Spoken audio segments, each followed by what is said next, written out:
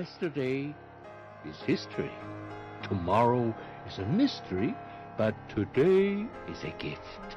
It is not our abilities that show what we truly are.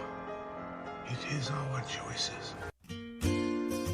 Hello and welcome to Jen Taylor Rerouting, where being rude is never acceptable, but sarcasm is welcome and swearing isn't always a bad option. Let's get started.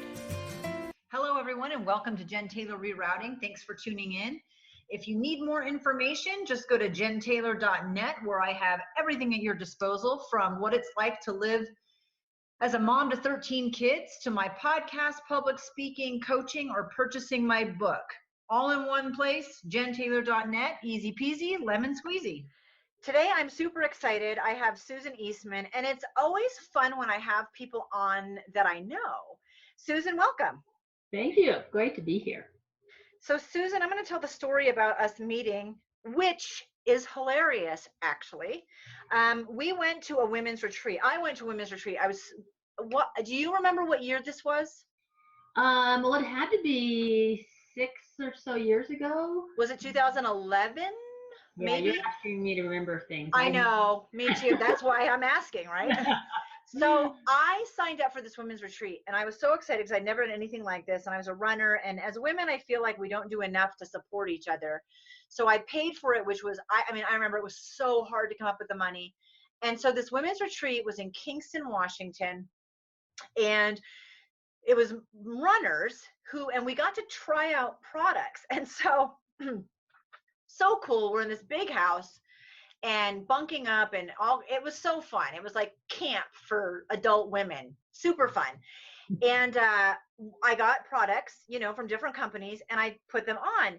And this beautiful blonde woman approached me, named Susan, and I didn't know it at the time. And I had these compression sleeves on my calves, and she said, pretty much, you told me you have those on inside out and backwards. I just couldn't let you go around like that. And I was like, oh, is that what you're like? It was, I of course was embarrassed. I'd never tried them on, any of them on before. I never used them before. And you said, yeah, I put the L and the R on, left and right. So you helped me straighten my life out at that point. I'm so glad. Oh my God. And I remember looking at you and laughing, and like, you feel dumb, but at the same time, I was so glad that it's like having a booger in your nose or your zipper down and no one tells you the stuff in your teeth, Right. And I said, how did you know? And you said, well, because I designed them. And I was like, I'm in the presence of greatness here. So I felt like such a newbie, but so okay with being a newbie. And so I put them on correctly, and I have never used another compression products. Actually, that's not true.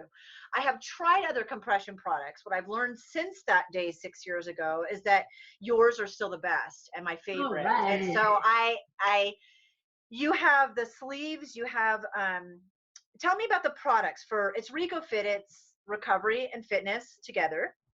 And people can find you that way and order your products through that. And I'll have that in the show notes. But tell me what your products are. RecoFit Compression Gear is a company based on me being Princess in the Pea. I used to suffer from shin splints, chronic shin splints. And I was sick of always trying to heal from them. So long story short, came up with this compression sleeve, as you were just describing, but we were different from the other things on the marketplace because, like you just pointed out, you didn't like the other things you found, mostly because they were ugly, they were uncomfortable, they were hot, and just having to wear these things in the first place, you want to at least look techie and cool, if you have to be dealing with an injury or whatever. But this ended up being something that took on a life of its own because we use this fabric we import from Italy. It's this carbon-based fabric, so it's thin and strong, and the design allows it to be very flattering, never mind performance-based. So that was the first product, and then the next one was a calf sleeve that had a pocket built into it so you could put icing gel packs in there. So if you were trying to do the rest, ice, compress, elevate thing, it allowed you to compress and ice at the same time. So that was another one. And then we have these arm cooling sleeves, which are great for sun protection and literally cooling because of the fabric that we make them with. And the full leg compression sleeve was something that takes the calf sleeve that takes up the top of the thigh. That is great for recovery. It's not really designed for performance, for running in, for example, but they're great for putting on after a hard workout, or and I have athletes that sleep in them. And then the last product, which we introduced last year, was a woman's compression tight, and that's been a real popular one. That one, it's really flattering. And I know. I have pictures of myself in it, in those, yes. Yeah. Yeah, well, it's fun that it works, but the fact that it makes your butt look really good. Right? So, and I understood the theory of compression because my adopted dad was diabetic. So that theory of wanting to keep the blood flow, and for people who travel a lot and you're on an airplane and you're sitting, or a very sedentary job, that whole idea of increasing your circulation in those situations. So I understood the philosophy of it, but not necessarily, I'm not sure I'd had like pain, but I hadn't experienced an injury or something chronic like you had. It was more just like you went for a hard run and your calves were screaming, and that was it. But so I loved it. So we met at the women's retreat, and that was you were one of the companies that was there. That we got to try all these products, but I remember looking at you and thinking, this is like my sister from another mister, where I just instantly loved you, not because my calves were awesome, but because of who you were. And then you've made jewelry in the past, and we're going to kind of jump around the timeline a little bit, but you had a past life making jewelry. And so you had jewelry there. And I remember I got a necklace. It was kind of on a black cord, and it was a starfish. And one of the stories I tell almost every time I public speak is the starfish story. So it was very near and dear to me. And then I don't know, it must have broken. I don't have it. It's gone. And so I remember writing to you, like, I was crying. Can you please make me another starfish necklace? And at that point, you were going through the flood and everything was packed away. And so I have pictures. I have pictures of you and I can make another. Woo. I think I'm at the place in my life now where I can make another. Yes. I'd be delighted. Yes. So now I'm going to jump back. Now we're going to go back in time. So you grew up, and I love this. Maybe this is part of why we related, because you were number 6 of 8 children, 4 boys and 4 girls. And I had this huge family, which at least when we spoke about family type stuff, you understood what it was like to be in a big family. Right. So you were number 6. Yeah. And Dad was in the Navy. Mm-hmm. And we're also both from the East Coast. Right. But we don't have accents.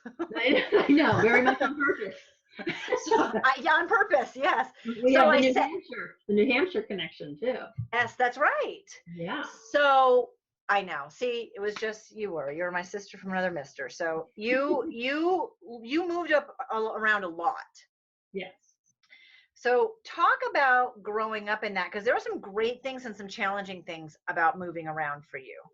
Absolutely. Yeah, we were moving every couple of years. My dad was a naval officer, so we were based up and down the East Coast, from Boston down to Virginia and Newport, Rhode Island, Annapolis, Maryland, different places. So always being a new kid was not easy, especially because I was a very shy person, a shy little kid. But at the same time, I was always in a crowd. I mean, with all these siblings, we had this whole gang that we were moving a lot, but we always knew somebody because all of us are all around each other. So it was supportive, it was just what we did. It was just the way life was. So that part was good. It forced you to have to be, as a new kid, you have to learn to kind of step up and just be present. You learn to adapt. Not that that's necessarily easy. And I think I mentioned to you that I still don't like change.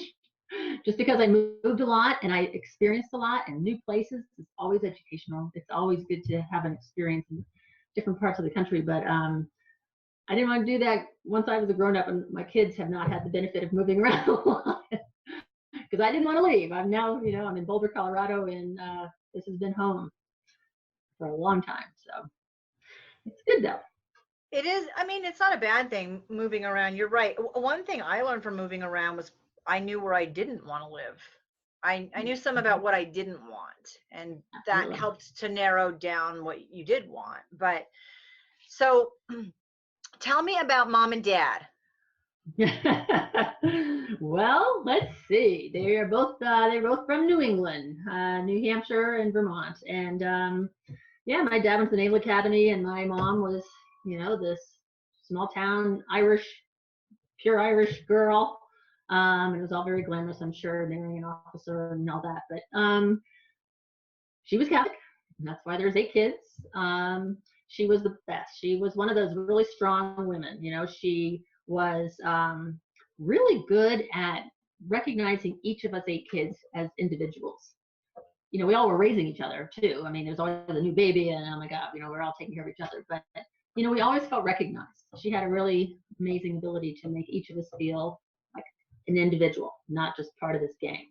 So maybe she didn't have a lot of time with each of us, but we were very well loved. We knew we were appreciated, and she saw each of us for our talents.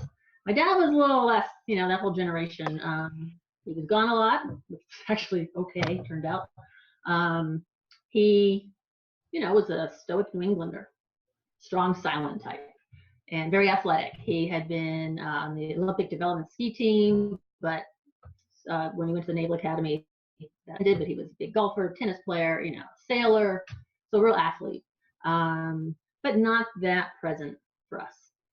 So even when he was around, he was just off doing his own thing. So yeah, that ended up being okay. He had his issues, he liked his drink, and that made for some very difficult times. So I don't know, we just did what we had to do.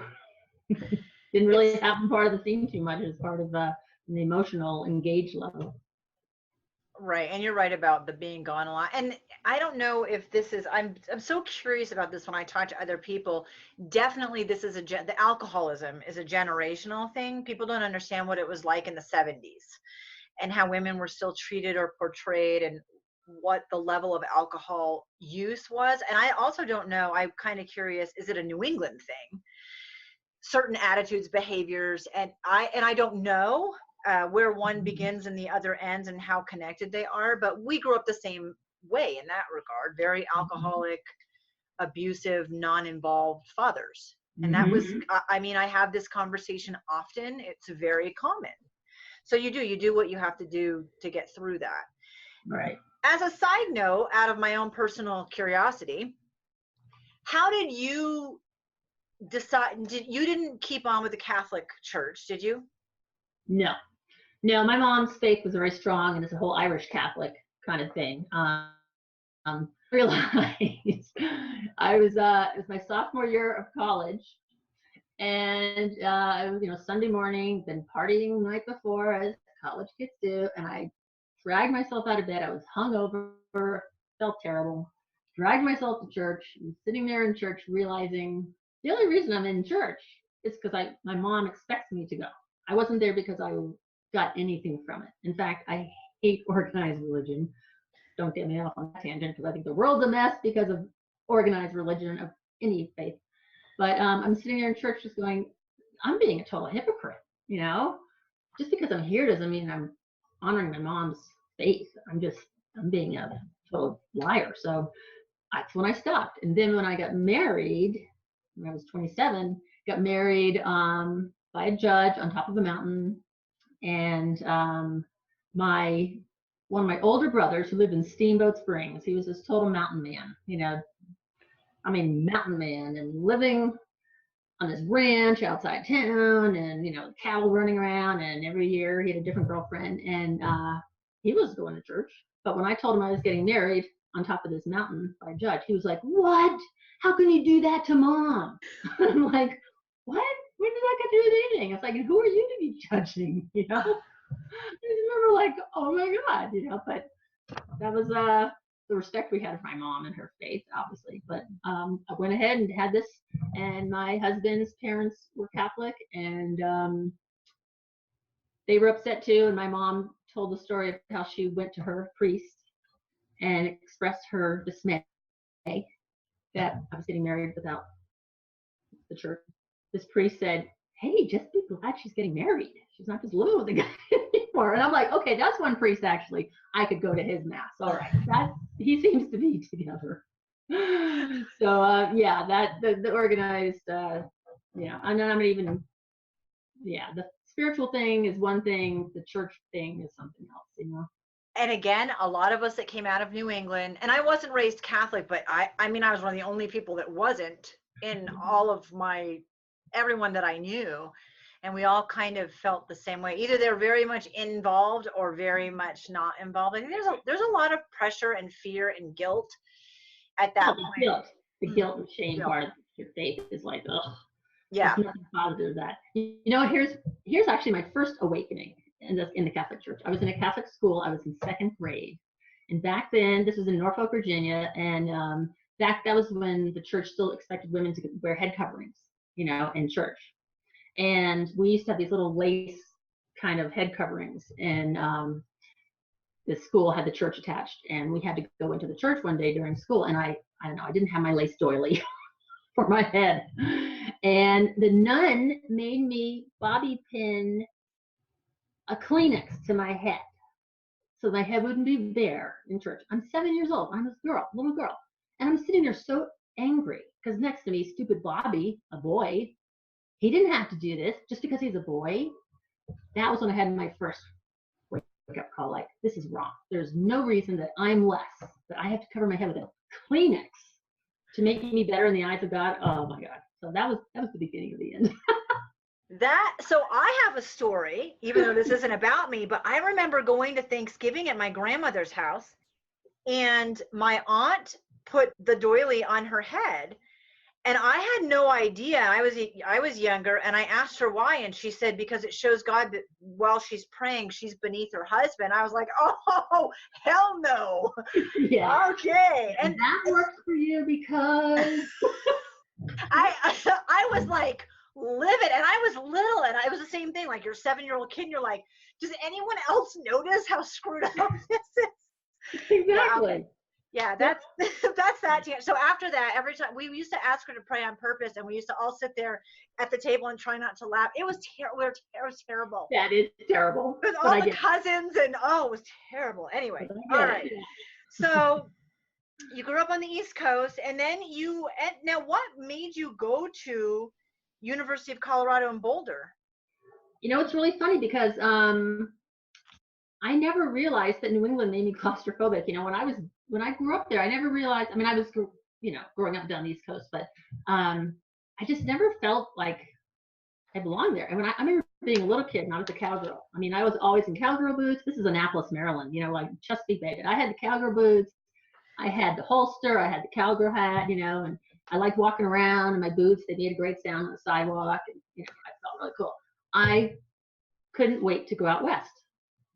I'd never been there. I mean, I was a little kid. I remember being maybe 5 or 6 years old, sitting at the kitchen table. This is in Norfolk, Virginia. My parents were standing there. My dad was in his naval uniform. They're drinking their coffee. He's getting ready to go to work. I'm sitting there eating my cereal. And now that I'm a parent, I totally get the cuteness of this. But at the time, I was so insulted. I announced to them that when I grew up, I was going to move out west and have a ranch of palominos. And they burst out laughing. And I was so pissed off. Like, they're laughing at me. Well, now that I've had kids and all the funny things that they say, I mean, I write them down, when they were small, because it's like, where did that little person come up with this funny thing, this statement? Like, and they were so, sure. Well, that was what I was doing, but I took it as this big insult. So I ended up, I don't know, I always wanted to come out west. And when I came out here to Boulder to go to the University of Colorado, I had never visited the school. I came out here cold, no prior visit. And when I got here, it was like, oh, I'm home. It was so strange. I arrived at a place that I was home. And here's the best part. When people would find out I was from the East Coast or New Hampshire, they would say, why don't you talk like that? You talk like you're from here. So I was like, okay. So there you go. You were meant to be there. Exactly.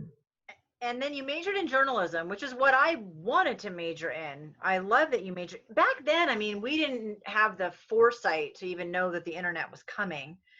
But back then, it seemed so tedious to get writing out there. I mean, I was going to join Greenpeace and get a journalism degree and write for National Geographic, because clearly, like, that's it's an aspirational goal. That's a good that was my major plan. I didn't do any of those things, but and what you said something to me when you sent me the information. You said it was an awesome career. Most of my jobs didn't exist until I had them. And that's kind of why I didn't do journalism. But you, the shy kid, took the adventurous route and created these jobs. So take me through the journey of all of those. And also, you being adaptable and flexible and kind of on the fly, that was that upbringing coming back to support you. Yeah, I think so, because I was scared shitless most of the time. I'd be doing these things like, oh my God, do I even know what I'm talking about? But I had a standard journalism degree in print, went to work at a newspaper, a weekly newspaper, and I was also always a weekend warrior. So it was covering sports, like the stories wrote themselves. Then I had to go cover city council meetings, and I'd be like, I couldn't even stay awake. It was like, oh my God. So I did the newspaper. I was a assistant editor, and I did that for several years, but I got to cover all kinds of things, all kinds of subjects. And one was this pro ski racing circuit that came to a nearby ski area, and I just went up to cover it for a fun little feature for the paper. And I met the directors of the pro tour and hit it off with them. And guess what? They were from New Hampshire. Something about those New Hampshire people.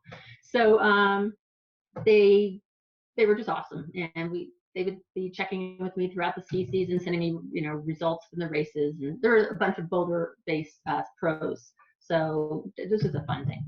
But the next year, the paper was failing, and the editor, she was being kind of an idiot this one day, and I, without even thinking, went home, called up the pro ski tour, and said, "Hey, you guys need a writer. Are you ready to take on a publicist?"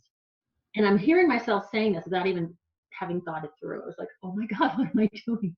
And then they said, "This is great. We were thinking it's time we got a media director. We would love to have Susie, but she won't leave the paper. And here you're calling, you're hired." I was like, oh, okay. Well, that was a seasonal thing. I had to just through the winter. That's what happens when summer comes. Well, there had been this other event that I had covered with the paper. It was a professional bike race. And so I went to them and just said, "Hey, I've been doing this in ski racing. Could the bike race use a similar sort of person?" And they were like, "Your timing's awesome," because the race director was handling a lot of the media, and at this point it was getting out of hand. So they hired me. Okay.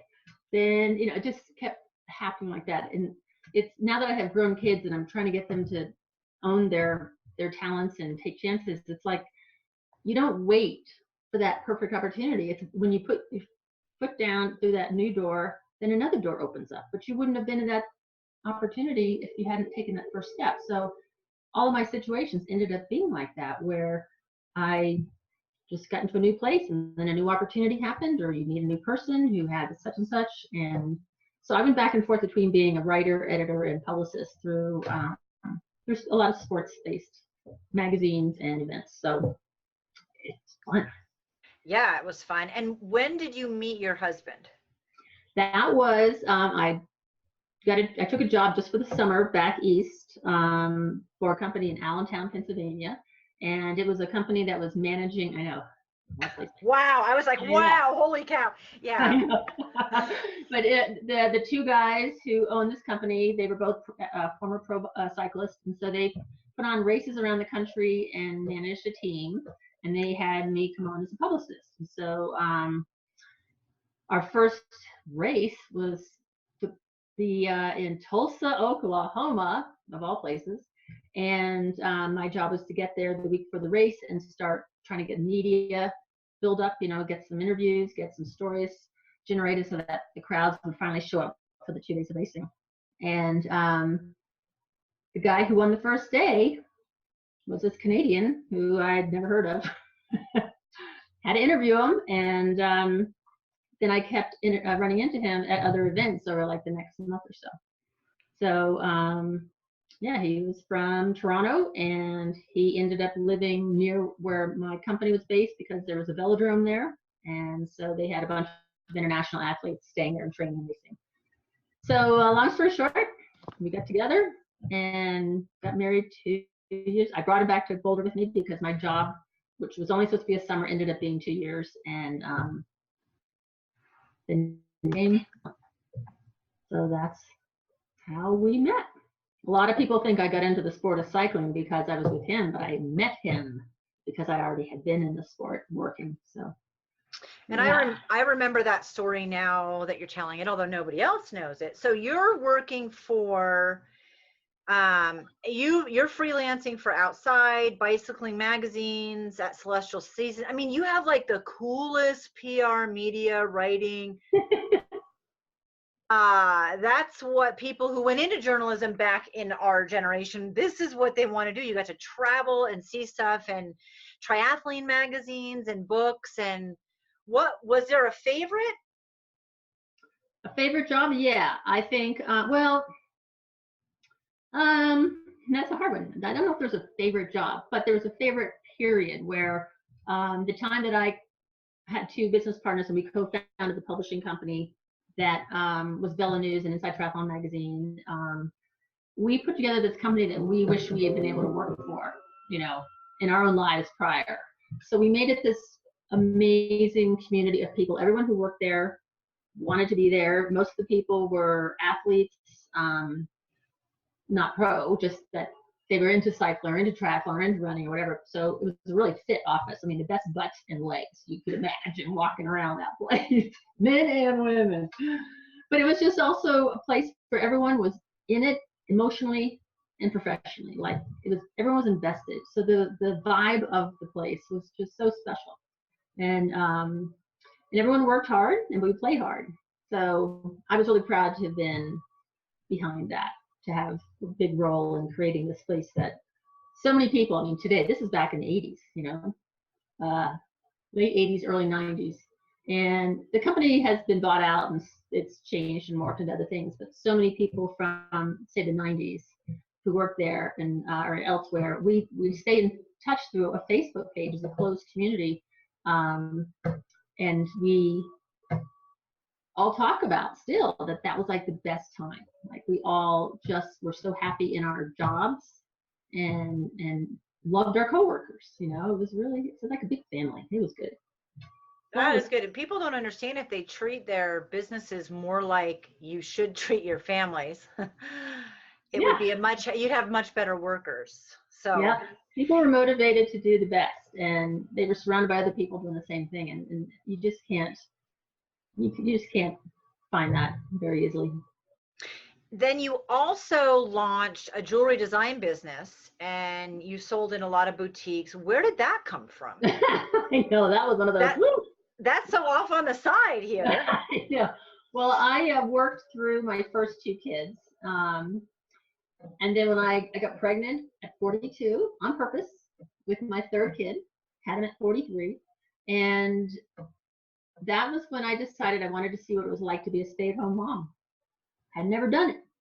And so I had a really hard time, like having work, and getting up and having places to go and things to do and getting everybody out the door. So that was a transition. But I stopped all my writing and I was just being the domestic goddess. And I didn't realize I needed that creative thing still to be happening, whether in whatever form. So I had a friend who got into beading, working with making things with beads, and she had just had a baby too. And so we'd have the 2 babies lying on the floor, and she'd pull out these beautiful glass beads, all different sizes, and she started showing me how to string them together and how to make jewelry. And I was like, oh, this is so pretty. Look at this beautiful stuff. Like you could make things. And it turned out I was really good at it, that I had this ability to the way I mix colors or textures, whatever. And I realized there was a parallel. It was kind of like, creating a nice piece of jewelry was kind of like crafting a nice paragraph, like having the flow, having these things work together. And so that, again, it just sort of happened. And I was making all this jewelry and I couldn't wear it all. It was like I had to start selling it. And I actually was in this exercise class, and this woman was admiring my bracelet, and she's like, oh, you could sell it at this local boutique. And I was like, oh yeah, boy, I doubt it. You know, that place is so cool. She goes, no, you could. I work there. We could sell that. And I was like, oh. So she got me in the door, sold some stuff, and it ended up being, it took on a life of its own. And the funny thing is, the owner of the store said to me one time that my jewelry was unusual, that she worked with a lot of local artisans, handmade stuff. But she said mine was unusual because it appealed to such a wide range of ages. You know, normally it was a younger or older, whatever, but it was mine of all these ages. People, the buyers were, you know, covering all the ranges. And I told her, well, that must be because I'm old, but I'm immature. Amen, sister. I like that one. you can grow older. You just don't have to grow up. I guess that's the thing. But so I did that for quite a few years, and I mentioned, I think, to you that one of my favorite, most rewarding things out of that phase was this cancer foundation that my jewelry, my necklaces are fundraising pieces for them. And I got into that just because this is upstate New Hampshire, Conway, New Hampshire, where one of my older brothers was a publisher of a newspaper, and he ended up getting brain cancer. And he was very active in the community, and you know, it was very tragic that it was glioblastoma, terrible, terrible cancer. So the whole family was rocked by that, obviously, and we were going back there to have vacation when this was announced, so we were going to be there anyhow. And you know the Lance Armstrong bracelet, the Live Strong, the yellow, that raised all that money for the Cancer Foundation. I decided to make our own version of that, but a necklace. And so, like the leather necklace that you were talking about with your starfish, well, they're unisex. Men or women can wear that leather cord, right? So I put together, I had a friend who's a silversmith make these little silver word tags, and each had a word. And words mean different things to different people. So I gave everybody a choice. They could choose either believe, courage, faith, hope, or strength. And my brother Steve immediately grabbed the courage and put that one on. But all my nieces and nephews, everybody grabbed it. And so we were all wearing our Steve necklaces, you know, and he survived almost 3 years, and then he passed. But he ever was the businessman. And so he said, how quickly can you make these? And I'm like, well, I can make them pretty quickly. I mean, you know, it's very simple design. He said, well, I have this idea. If we could use these necklaces to raise funds for the Jen's Friends Cancer Foundation here in town, and it's an organization that supports families dealing with cancer, whether they need help paying the bills, they need somebody to babysit the kids while they're at the hospital, maybe they need somebody to drive them to the hospital. You know, this foundation tries to offer these services, but it's a nonprofit. And so he had a friend who offered to seed money to buy the first batch of necklaces, and that was 8 years ago. Gosh, I can't even remember now, but they continue to sell it each year. I make a batch of necklaces for them, and then they sell them. And I don't know what the latest figure is for the amount of money that my necklaces have generated for them, but I'm pretty sure it's at least $30,000. So wow. That's a really, really amazing thing to feel like I made a bit of a difference there. Wow, I guess so. I didn't realize it was that involved from your brother. That's amazing. Yeah. Yep. So, yeah. But once again, it wasn't like I planned on making jewelry when I grew up, and I didn't plan on making RecoFit compression gear when I grew up. You know, it's just things kind of. It's that flexibility and adaptability that I love about. I didn't realize the massive scope of it, but you took that even as a shy person, and when you're confronted with a situation, staying home, or even being a journalist and knowing you're losing your job, you just take what kind of exposes itself and you go for it. So I love that about you, that you see the kind of the solution in the problem, at least part of the solution. And that's how RecoFit. So yay, let's talk about RecoFit. Because now I know how to put them on. Yeah. And it was very curious to me. You're right. And the stuff's hot and uncomfortable. And if they have socks, you get a hole in the toe and you have to throw them out and they're itchy. And, you know, people were talking about, I'm like, I don't know how you can wear these. You clearly haven't had the best ones. But still, you took an issue that you were having with shin splints and running, And I loved the story when we met and learning about that process where you were like, okay, here's an issue. What's the solution and how can I contribute to that? And you did. You started this whole company. How scary was that? Oh, well, I have to give credit to my husband, ex-husband now, mind you, but he was, the former pro athlete who got into sportswear post-racing career. And so he had the knowledge of textiles at this point and connection with the factory. I couldn't have done this without that experience on his part. So yeah, together we came up with this because he had the wherewithal to say this is, the compression was already out there. We didn't invent compression.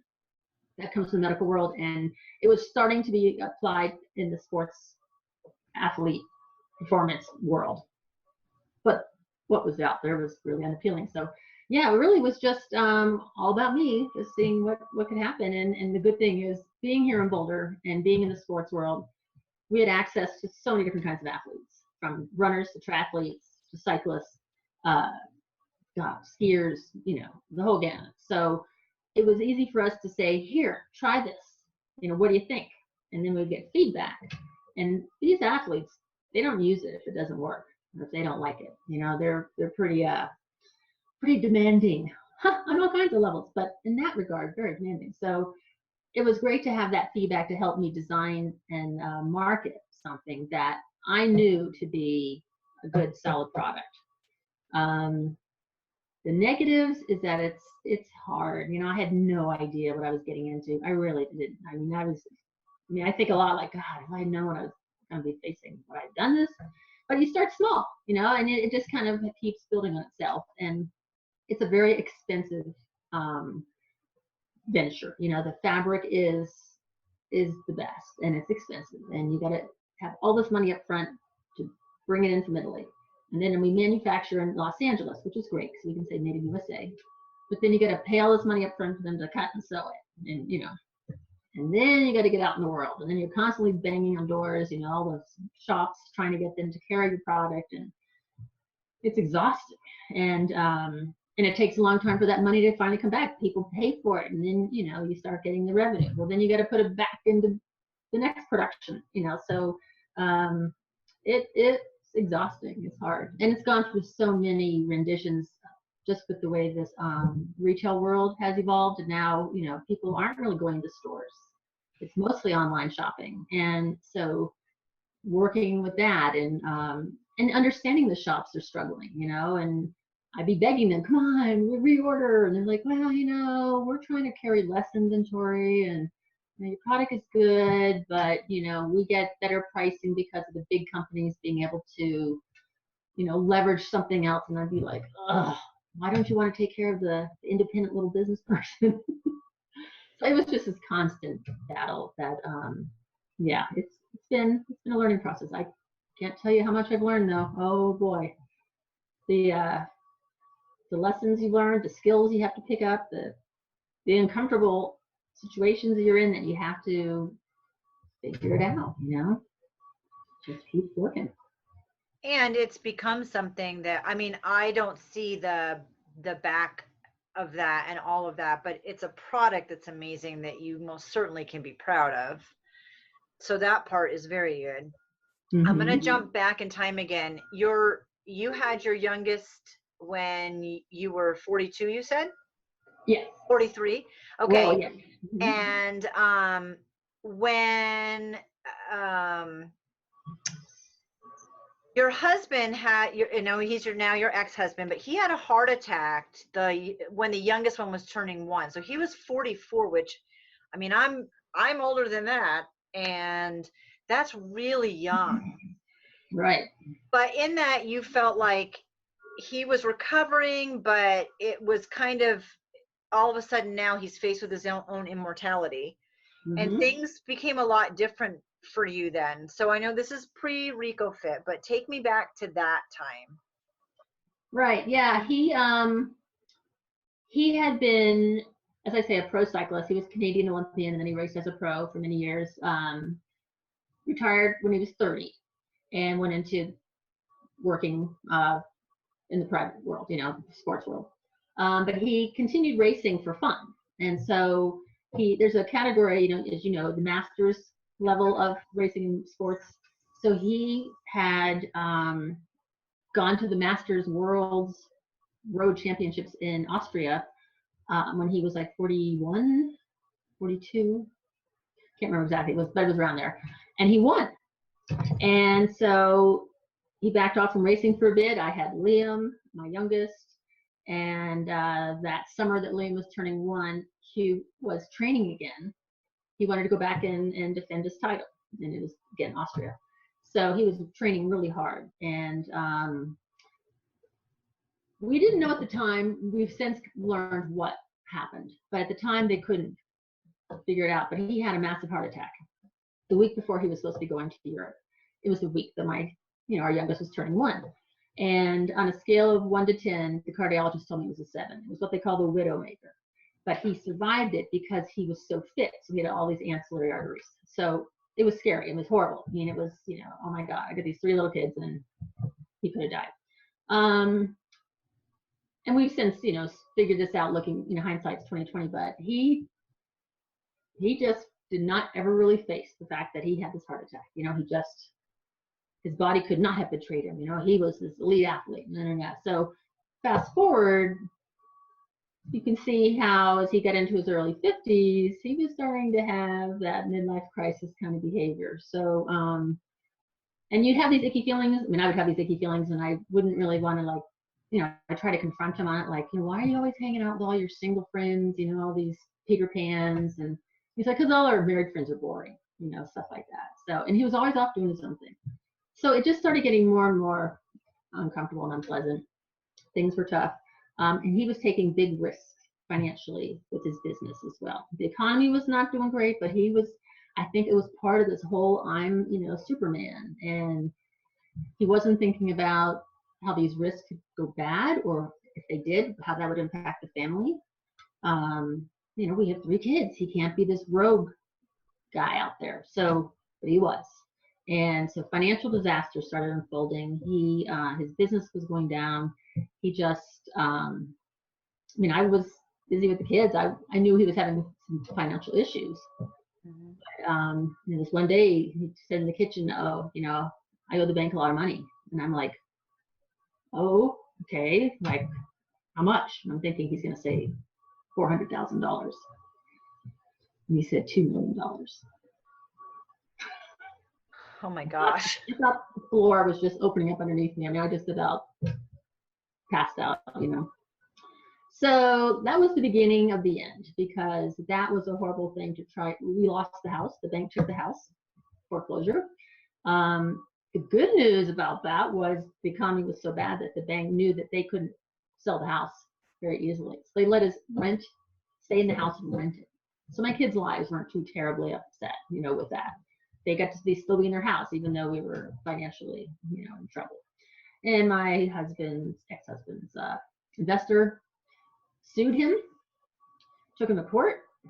I had filed bankruptcy. He did, not me. But this, like I said, it's a series of horrible events. And I kept thinking, wow, what bad luck. Oh, what bad luck. This is such bad luck. Well, at the time, I wasn't recognizing how risky he was living. And so that was rough. So that was until 2008, 2009, when things were really bad. So fast forward to 2012, and we were really just, holding on pennies and dimes and all that. He'd landed this big job, and it was going to be awesome. It was like, finally, we're going to get out of this hole. 3 weeks into the job, he had a stroke. Like, are you kidding me? Well, the stroke was related to the damage that the heart attack caused all those years before. So, not going into all the details of what the stroke involved, but he basically was paralyzed on the left side of his body. And it was going to take a long time for him to get out of that. So, and he was on the East Coast on a business trip when it happened. So I had to fly back to Boston. And he was in the hospital at Tufts Medical Center, and he was having trouble talking. So people were calling. And so I had told everybody, don't call, send text. I'll read your text. And all these wonderful well-wishers, or sending all these amazing messages. Well, he's wired up in the neurology unit at Child It was a nightmare, because they were saying the odds of him having another stroke are really big, and if it happens, you better hope it kills him, because otherwise he's going to be a vegetable.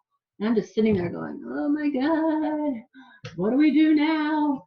And so he'd be unconscious, asleep a lot of the time, and I would be sitting there reading the messages that are coming in on his phone, and started getting some interesting ones. I was like, who's that? Like, that sounds a little cozy. That sounds a little friendly. And long story short, I discovered, sitting next to his hospital bed, that he had been unfaithful.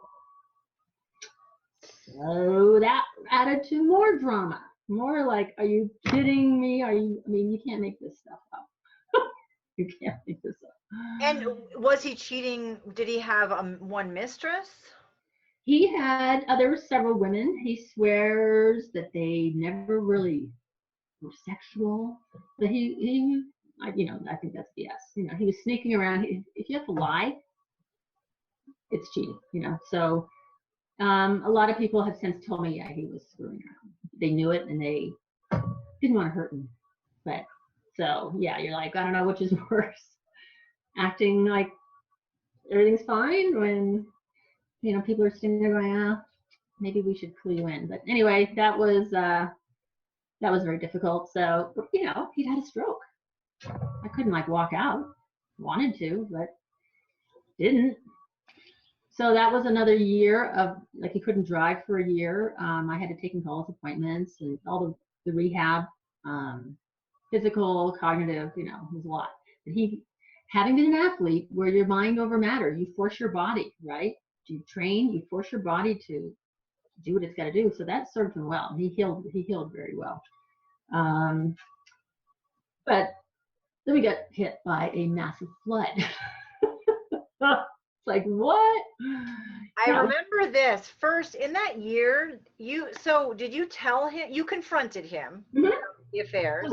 Oh yeah. Of course, you're sitting by his bed thinking, if you don't die from a stroke, I might kill you.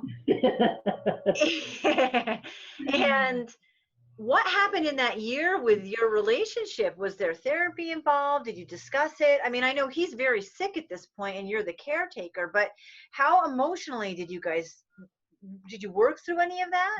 Yeah, well, the one thing with a stroke, it's brain damage, right? And a brain injury. And he went from being somebody who wasn't very emotional to getting very emotional as he was going through the healing process. And so he was sorry. He actually said to me and one of my sons one day, why did it take a stroke for me to appreciate my family? And we're like, yeah.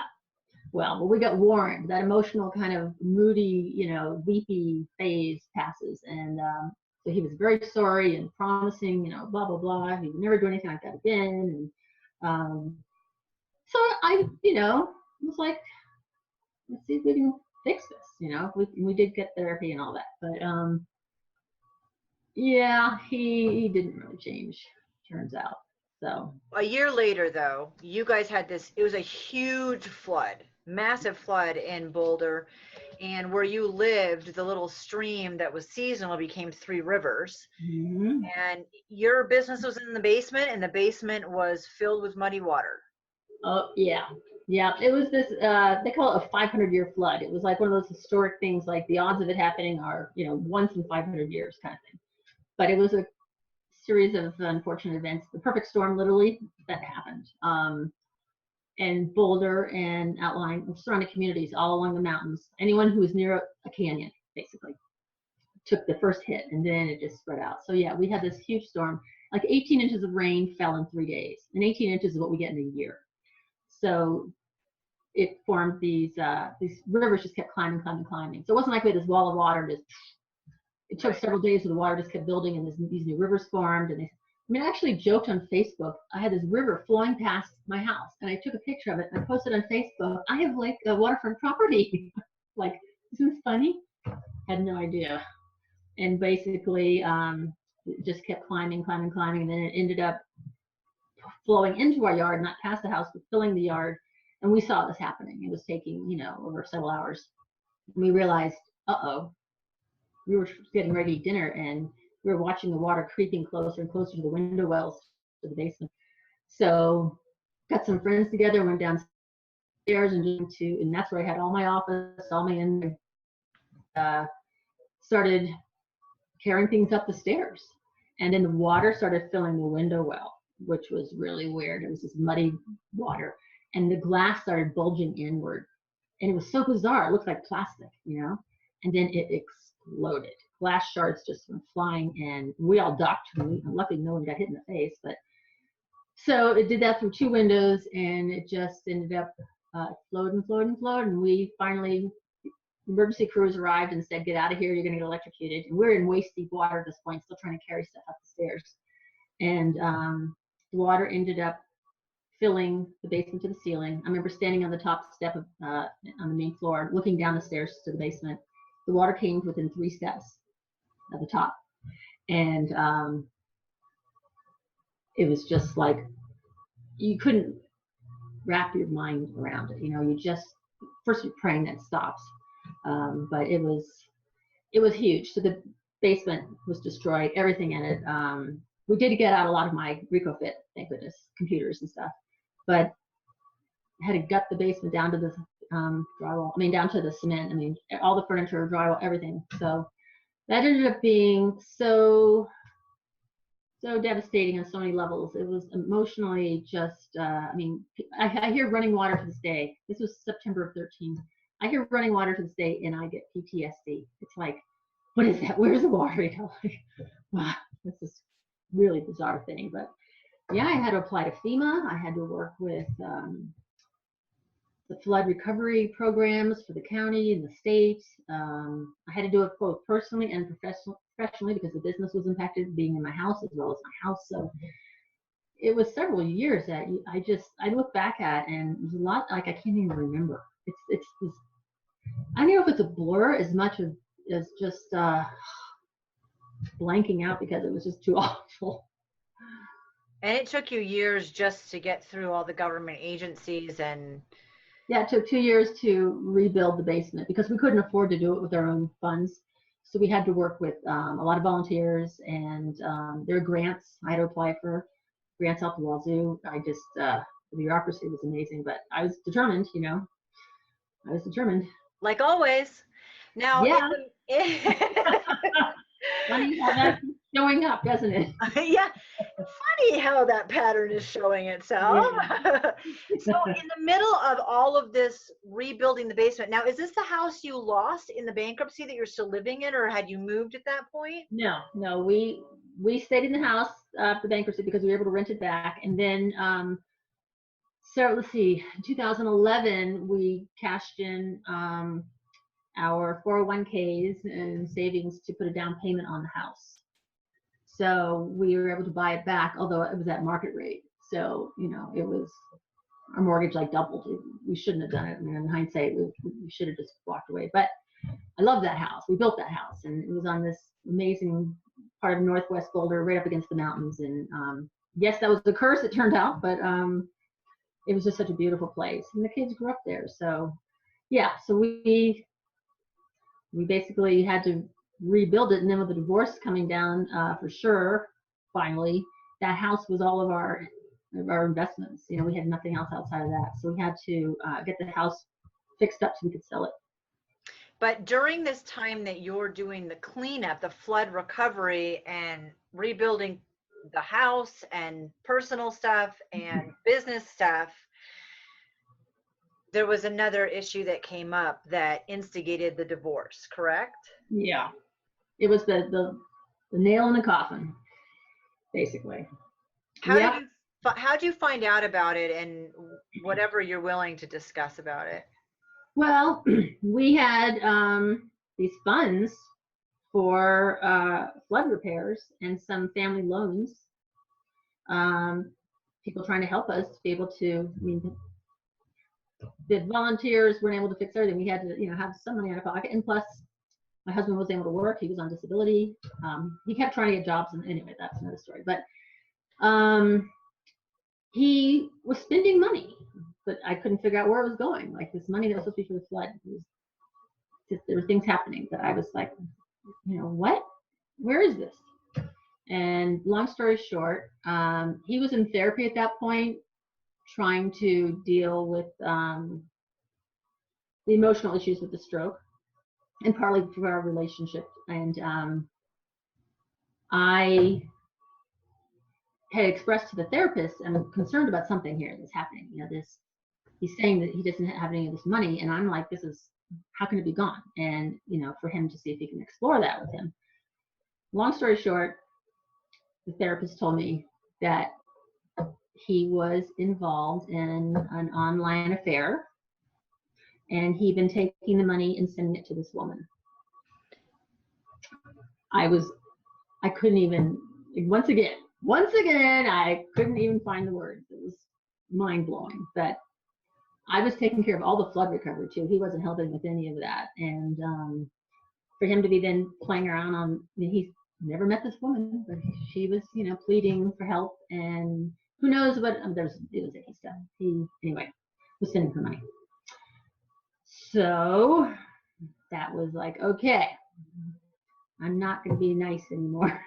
I've been understanding, but now we gotta wrap this up. So it was bizarre, we were separated for a couple of years, but living together because we couldn't afford for him to live elsewhere because we had to fix the house, and the house was big. So, and I started doing Airbnb out of the house to help bring in some money. And you just get creative. You just start, okay, what can I do here? How can I keep doing the RecoFit thing and keep trying to get sales going there? And let's rent out a room or two with Airbnb, which actually was a lifesaver. Kept things moving until we finally could put the house on the market, get divorced, and move on. So the divorce was final a year ago, actually, this month. But it should have happened 4 years ago. I actually remember talking to you 6 years ago, and that was before the stroke, but after the heart attack. And we didn't talk in great depth, but I was in a pretty volatile relationship at that point also 6 years ago. And I remember thinking, first, there's more to this. And second, I was surprised you were still hanging on as well. And that was before you found out a lot. But there's always undercurrents that no one sees. And sometimes girls just talking about it, I wasn't surprised when I found out. I'm sure a lot of people tell you that, like, we're all waiting for you to come to the conclusion yourself, because you don't want to see relationships end. None of us gets married to get divorced or starts a relationship to end a relationship. And you do have that, like all of those tags on your necklace, hope, faith, believe, you want that to be true. You want to be worth it. You want it to work out. And so I'm sure you've heard people say that you weren't surprised, but I think always I am hopeful, because we want the success stories. Right. So was he at all surprised at the divorce? Oh no, he wanted it too. No. Okay. Oh yeah. No, it was, yeah. He had checked out, I think, back when he was running around with all the single friends, and he'd say he was meeting so-and-so, this guy friend, for dinner. And then I'd see on Facebook the next day a picture of, this guy friend and these other women, and they're at this bar and they're doing, selfies. And I'd be like, you said you were just going to be meeting blah, blah, blah. Oh yeah, well, we ran into these other people. And, and I'd be like, you keep having those little alarms go off, and then you'd question yourself. You'd say, oh, I'm being jealous. Oh, I'm being suspicious. Oh, I'm the one who's overreacting. You go through all that. Yeah, when there's kids involved too, I think you go that extra mile, just going, oh, let's keep everything just okay, don't rock the boat. But how did the kids react? Well, luckily my kids, are older. I can't imagine going through all this with little kids.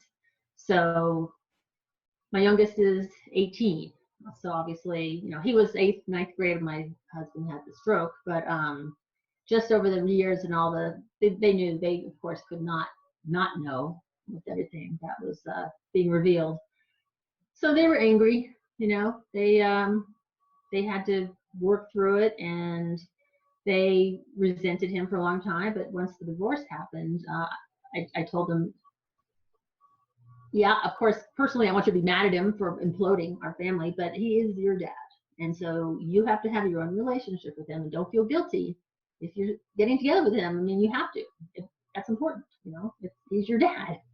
So I've tried to be open about that and authentic, that I do want them to have a relationship with him, but he just he's happy of being off on his own and riding his bike and just doing his Peter Pan thing. Which is great that both of you decided that you wanted it and that you followed through and that you did what it took, even though that was really hard. Mm-hmm. And now you are running RecoFit, which again, I can't even stress how much I love the company and the product and you. But you've also resumed publishing and writing and editing. Mm-hmm. Yes, I have. So what are you doing in that realm?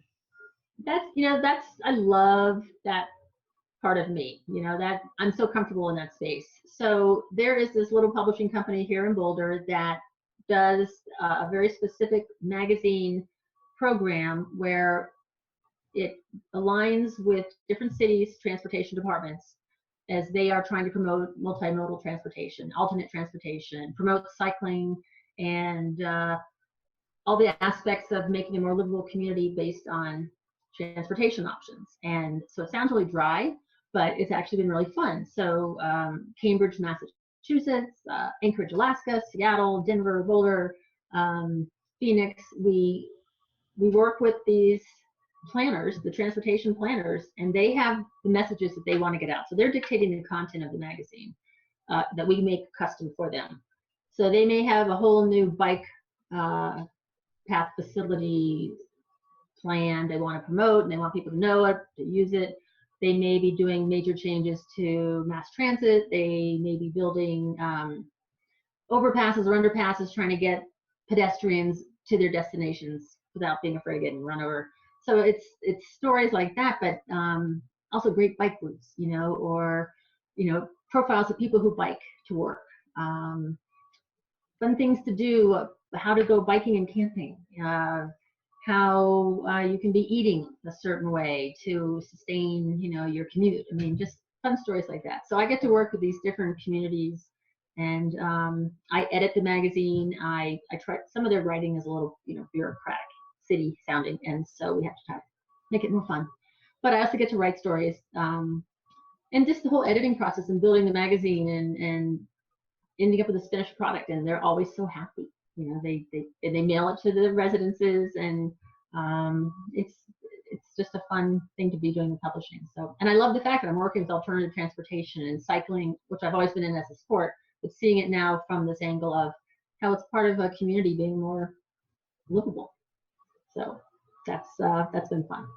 I was really excited to hear about that. So I think we've learned a lot about resilience and adaptability and flexibility today, talking to you, and just a strong, passionate, beautiful woman who is willing to take risks. And I appreciate that example. Well, thank you. Welcome. I'd like to say I had it all planned out in advance, but no. I sometimes think it wouldn't be as fun and exciting if we weren't flying by the seat just a little bit. But I mean, an outline, maybe I'd appreciate an outline. Just right. A little bit, just a little 411 would be good. Sometimes maps are helpful. I think so. Yeah. So thank you for being on and for sharing your story. And to find RecoFit, it's recofit.co. And then on Facebook, I have it in show notes. Susie's pretty easy to find and very gracious with communication. So get yourself some compression gear. And I'm excited about the publishing and the magazines. That's very exciting. So thanks. And I just thought of this on the spot, but if you want to tell your listeners, if they want to order online any of the products, use code HEALTH, HEALTH. That'll give free shipping. Woo! Thank you. Why not? Why not? Health. All right. Free shipping. Perfect. All right. Thank you so much. Well, thanks for having me on. I really enjoyed our conversation. Thank you so much for listening in to Jen Taylor Rerouting. Like, share, and of course, comment. I welcome input with attitude.